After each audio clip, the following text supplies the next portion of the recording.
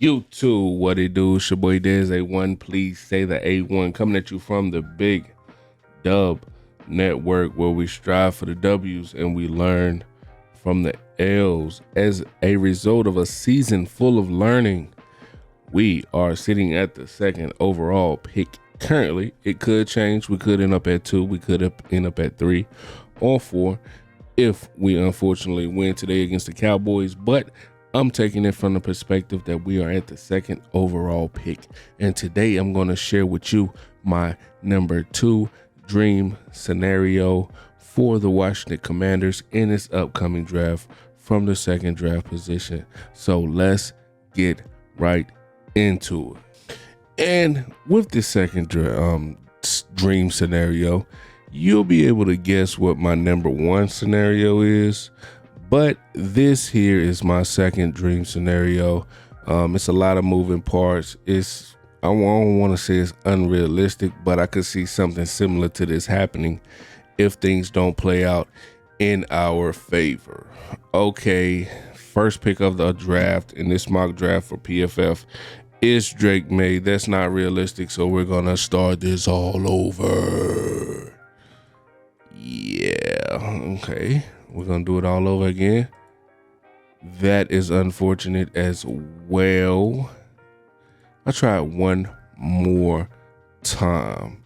I see a couple of these drafts that go with Drake May at the number overall pick. But with the first overall pick, the Chicago Bears, by the way of the Carolina Panthers, select Caleb Williams. So if Chicago goes with Caleb Williams, this is where the second scenario that I would prefer takes place. So we get back on the phone with Chicago. Chicago said, man, we're taking Caleb Williams. You guys don't have to trade up or anything. Stay put at 2. We're taking Caleb. Okay, cool. They take Caleb. We call him back. You want to come back up to the second overall pick for the 10? And what else? Just give us your first and your second, one of your seconds for next year. We don't know about that, man. We're not really trying to give up all of that draft capital. Did I say calf capital?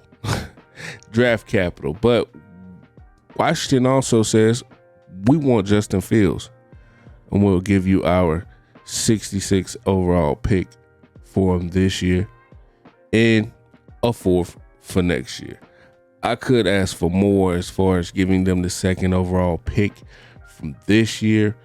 But, we're not too pressed. What we really want back is Justin Fields and these picks for next year. So I'm going to force this trade to happen. What Chicago comes out with is the number 2 overall pick and our 66 overall pick for this season and the 4th for next year. What we come out with is the 10th overall pick, which is one of the reasons I will be excited if this happened. We come out with 2 early picks for the next draft. Another reason I will be excited if this happened. But the biggest reason I'll be excited if this happened is we get Justin Fields. Technically, we addressed our quarterback position for at least another year. And the thing with that is Justin Fields can easily show us that he's the one for us in the foreseeable future for the next 4 to 5 years. Or we could do a contract where we just do the next 2 to 3 years and see where it goes from there. But Fields will get a chance to show us that we the ones that he's what we needed, and we could be what he needed as well, being that he's out of Chicago. Chicago's going to go restart with Caleb Williams, and it might not even be a restart. They might pick up right where they left off, and then giving them the second overall pick, they'll be able to go out and get Marvin Harrison as well. And we remain in the top 10, so we're here in the top 10, and what I see a lot when we do trade down in the top 10 is our options are wide open. I normally see Brock Bowers here. It's quite possible that he he stays put at the 10th pick, and he's available for us. And that's an option because we would be able to get Justin Fields a day one weapon.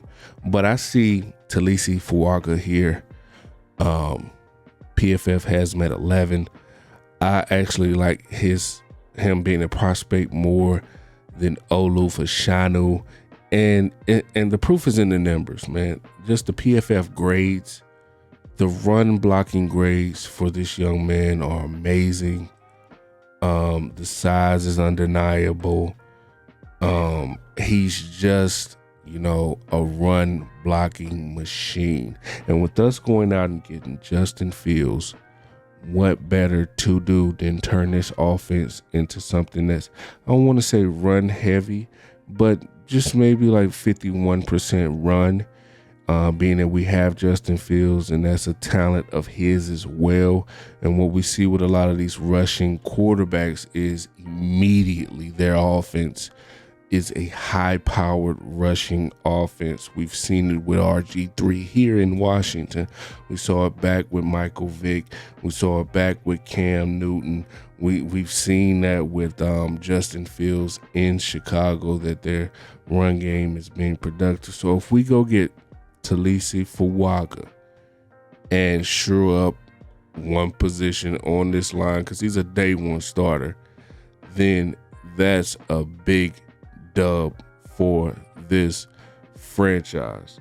And up next at 34, two options or three in my mind. We could go cornerback, put someone there for Fuller if we don't keep him through free agency.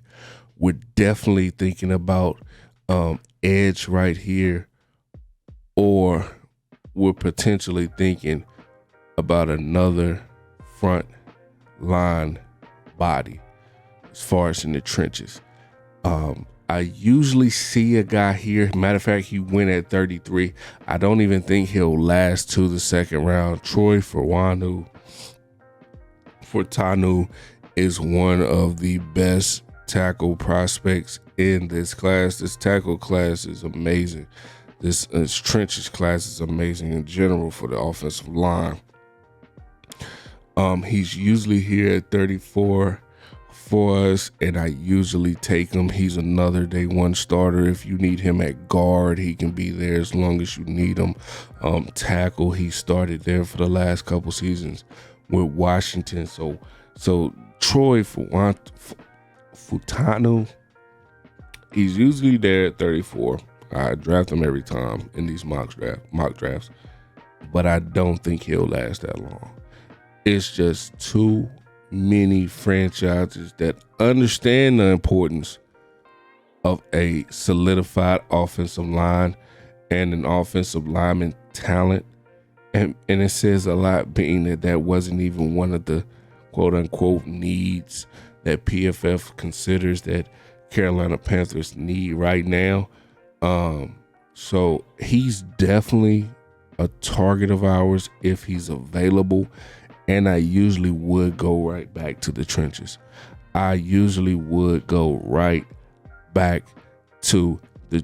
But what we can do is get some young talent in the building to get some competition with some of our younger draft picks on the edge as well from last year. So we do have JT Tuamalu right here at the 34th overall pick. And I like that pick. If he fits what the new defensive coordinator scheme is, then that's a great pick. If someone like Chop Robinson fits that scheme, that's great as well. We have someone here like Keon Coleman at 42. He's a big body receiver, something that we haven't had in a while. I'm actually hoping that we go out and spend some money this offseason and look at a potential wide receiver like maybe the receiver from the Bucks, Mike Evans, just to get that big body in the building. But if they want to go young and try to, hold out for Keon Coleman in the draft, that's an option as well. But I'm gonna go right back to the trenches. Tyler Guyton He's fresh. He's kind of, he'll need some time to improve, but the athleticism is there, the ability is there. He has a lot to build on. So I'm gonna go back to the trenches with Tyler Guyton, and we're gonna continue to solidify the offensive line, man. It's very important. If you're winning in the trenches, then the teams that usually win in the trenches win these games. They win more games than they lose, and when the difficult games come, to you, when that formidable opponent is in front of you, usually it's determined. The winner is determined by that front line and who won the battle for that day. And it's a little light 3-round draft. And we're usually here at the 100th pick. And something that catches my eyes every time at the 100th pick is a Bucky Irving. And he catches my eyes because I think about what if this Detroit Lions offensive coordinator comes in and is our coach, and something that has been very productive for them is that change of speed with Montgomery and Gibbs for this year. I'm not saying that we have a Montgomery and Bucky will be our Gibbs, but at the same time, there's that change of pace, is that power versus shifty backs. If you have two of those in your backfield that get the balance off for the linebackers, for the linemen to have something else to prepare for, that's very important. And I see if we bring that Detroit Lions, I forgot his name, if we bring that Detroit Lions offensive coordinator into our building, this is something I foresee him attempting to bring to our backfield, as far as that off balance, change of pace back versus what we already have, because I feel like Antonio Gibson is going to leave through free agency. So if he does leave through free agency, if Bucky Irving sitting here at 100 in of the third round, I see it as something that we can, take advantage of and just use to for our offense as far as changing the pace. So at the 10th overall pick, we go for Waga. Like I said, I think he's a better prospect than Shanu. I like Oshanu, but Fuaga and the rushing PFF grades just show that he's a man up front, and he can come in day one and bring some of that aggression and pretty much solidify our line at either right tackle or left tackle, whichever one they seem that he'll fit best. We got JT on the edge. He's a big body. He'll be able to, I see him as, is he like almost like a Montez Sweat, just a big guy on the edge.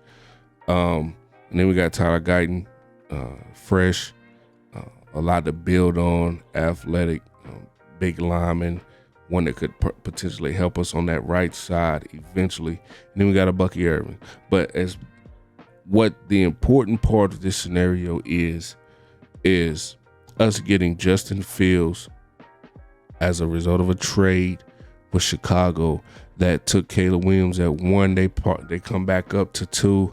We get a first-round pick and a second-round pick for next season as a result of them trading back up to 2. But they get 66 and a 4th round for next year, and that is in exchange for Justin Fields. They had to get Justin Fields out of the building after drafting Caleb Williams.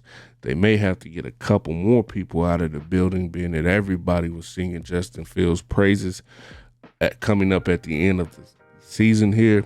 And it seems like Justin Fields is on, hey, if this were to happen, we would have Justin Fields as like a 1-year rental. Pretty much what we did with Sam Howell this year. Just the one difference is I think Sam doesn't have as many intangibles as Fields. Fields can be explosive at times with his legs. His arm is still a work in progress, but he has the ability to have something to build off of. But at the same time, the time that Justin Fields has spiked, has shown tons of progression this season, is around the same time that Sam Howell has shown so much regression for us. It would have been nice to have Sam coming in. You know, the next regime was like, you know, we could pick up with Sam right where y'all left off. But I don't think it worked out like that. But if we're able to get a Justin Fields, remain in the top 10, get some assets for next year, it'll be a beautiful thing. I don't know how realistic these first 2 picks right here are for next year as far as Chicago giving up. But you know, if we're able to get some assets for next year in exchange for Justin Fields and staying in the top 10, I think this scenario right here will benefit us more than taking a Drake May or Jaden Daniels 2nd overall when we have so many spots to fill. And most importantly, our front line offensively and defensively. I don't know if the next regime wants to be their first draft pick to be Drake May or Jaden Daniels. Compared to Caleb Williams, well, I would love Caleb Williams. But Drake May or Jaden Daniels, well, just trade back, get more assets, get a lineman that can produce day one, and just move forward. If those quarterbacks work out for another franchise, then great. But if we continue to build our team the right way, not really try to look for any shortcuts, stop putting Band-Aids on severed legs and things of that nature, then we'll be okay. So dream scenario number 2, for my Washington Commanders in this upcoming draft, we still hold the number 2 overall pick right now. That may change, but it may not. So this is Dez from the Big Dub Network. And until next time, peace.